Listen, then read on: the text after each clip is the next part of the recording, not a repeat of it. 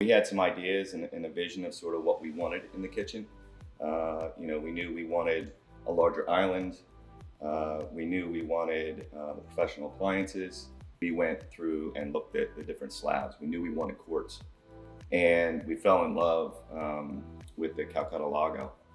And that really was the basis for the colors and the design of the kitchen. And we knew it would be the focal point because we wanted an extremely large island. Coming into the process, we weren't sure we wanted white cabinets. We thought gray would work. And I think once the countertop was picked, because of the veins in the countertop, we really thought the light gray would look really good. And then Emily had suggested, rather than go with one color throughout, again, if we're trying to emphasize the island, pick a different color for the island that again accents the countertop. So that's where we ended up with sort of the slate blue, which plays very nicely with the colors in the island, as well as the primary cabinets, the gray. Emily suggested that we do a cabinet, a single cabinet in that area, and to differentiate it a little bit, make it a taller cabinet with a different top than the rest of the kitchen.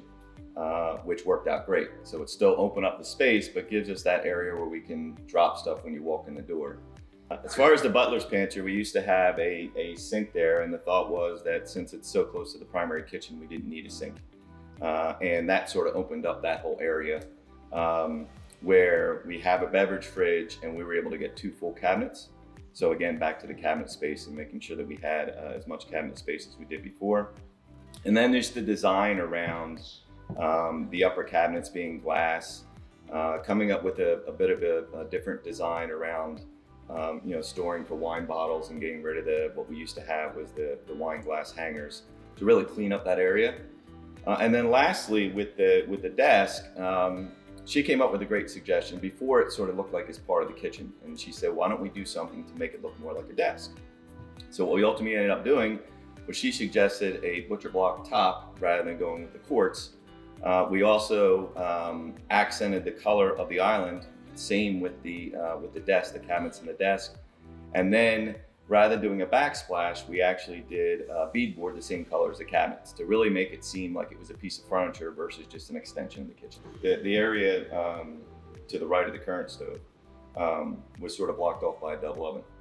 And what we wanted to do was get rid of that double oven to help open up the kitchen, but we didn't lose the concept of a double oven.